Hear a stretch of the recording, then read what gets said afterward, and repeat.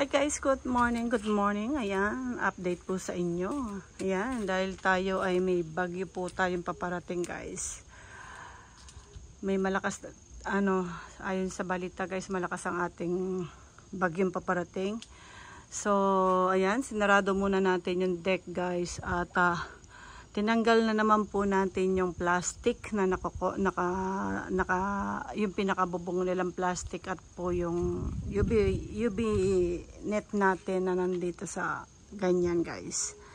So, at ang ating mga plants ay ayan, mabababa dyan sigurado kung malakas ang ulan. Kasi mas tingin kong mas safe pag tinanggal po yung net.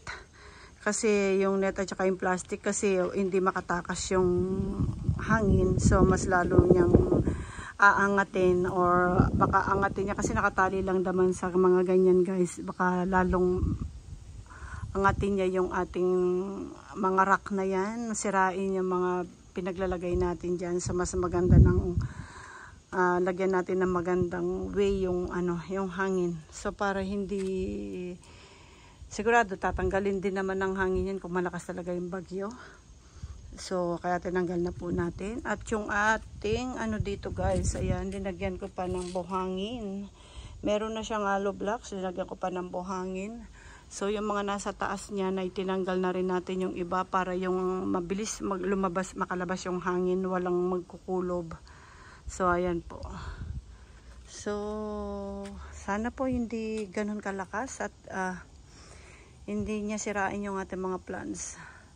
Mabababa ditong mga ito sa tubig pero wala po tayong magagawa. Hindi naman natin sila maipasok lahat sa deck guys.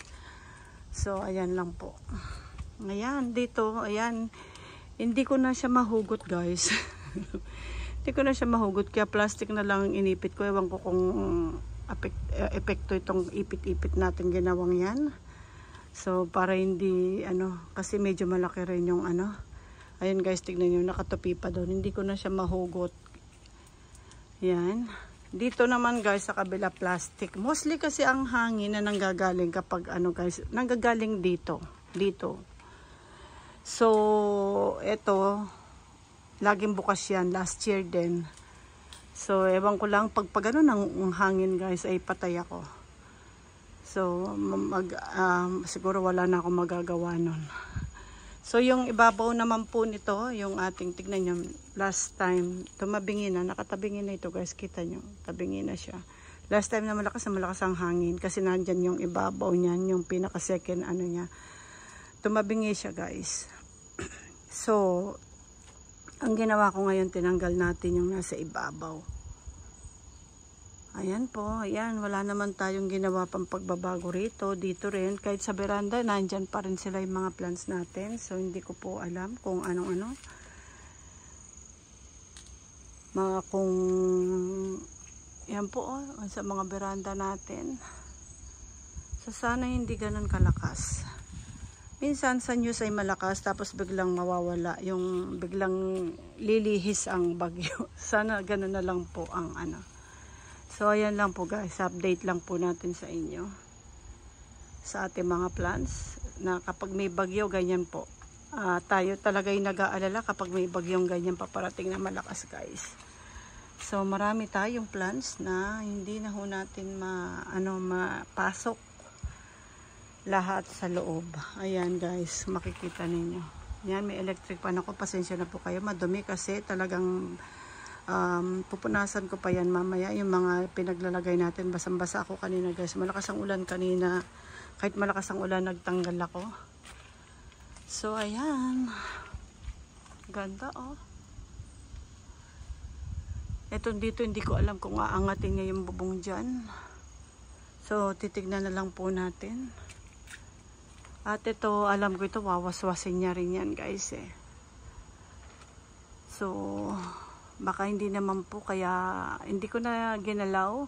Bahala na.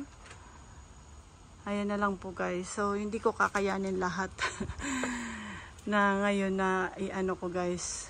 So yung mga plants natin dito siguradong mabababad. Baka hindi naman po niya tirahin to, kaya pray lang po tayo.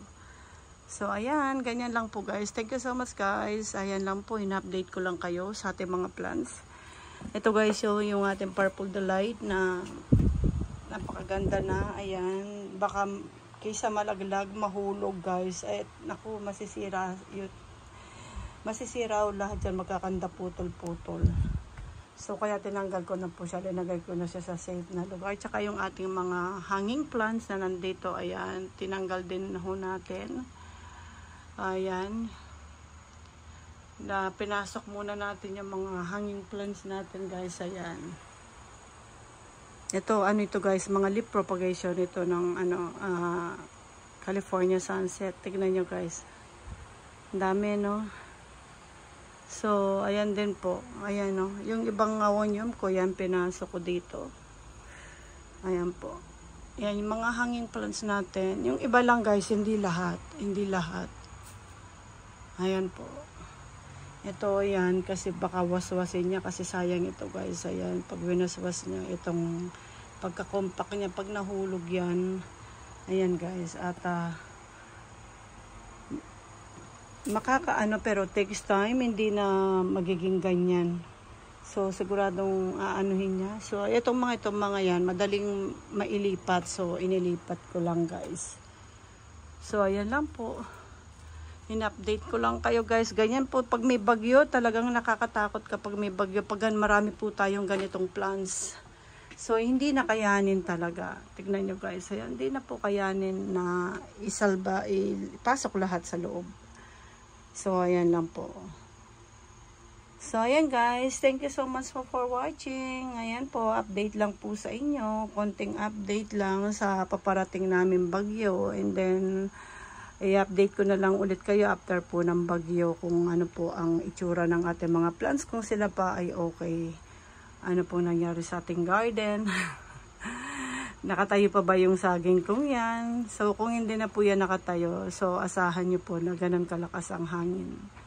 So, ayan po. Kasi last time guys, alam nyo ba, nung wala pa akong, hindi pa ako nag-aalaga ng mga succulents. Ang dito sa gilid kong yan, yung dati kong pinaganuhan ko ng rose, mga pine tree. Ayan, yung mga pine tree na blue-green. Napakaganda po ng mga pine tree na yun. 20 years. After 20 years guys, nagkabagyo po ng malakas. Lahat po yun ay tumba. Lahat po yun ay tumba. At kita nyo po yan, yung ating anong yan. Pine tree po yan na kalahati na hindi ko na naputol, hindi ko mahugot. So, yung hanging plants kong yan, dahil dying siya, yung hanging plants, linagay ko lang po dyan sa ilalim. Na hindi ko namamalayan, ginagapangan na niya yung pine tree kong dry na parang kasing taas ng, ayan po yung ulo niya. Ayan, hanggang pinaikutan na po niya ng ganyan. So, ayan po yung, nandyan yung patay kong pine tree guys, yung loob niyan. Kaya ganyan po ang naging itsura niyan. Kinapitan niya lang yung pine tree. So, yun, natatakot ako baka ganun. Kasi ayun sa balita, kasi naka-ano na po yung mga train, ibang ano ng train namin ay naka-stop ang mga train namin. Train na pampasahero guys, at saka yung may mga ano na ang City Hall, may mga news na sa City Hall na yung lilipatan ng mga evacuation center, yung mga ganyan pinagre-ready na in case na mag-ano ang bagyo guys. Malakas po yata, kahit yung mga truck yata may mga matutumba sa lakas ng ayon po sa balita. So ayan lang po, at kaya tinanggal ko na. Kagabi baka sabi ko baka hindi naman, kaya hindi ko tinanggal guys. Pinutol ko lang yung saging. Hindi ko tinanggal yung plastic na nakakover dyan. Yung bubong na plastic.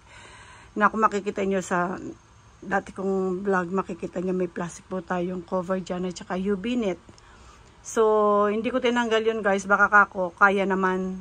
Pero dahil sa news ngayong umaga, na ganun po kalakas pa parating yun, wala pa, hindi pa baka ngayon or mamayang gabi guys. So ginawa ko, tinanggal ko na, so para yung mga plants natin hindi lalo mag-damage, or yung mga rock natin, kasi natatakot ako baka matumba yung sa pressure po ng ating yung plastic, kasi yung plastic yun hindi yung hangin.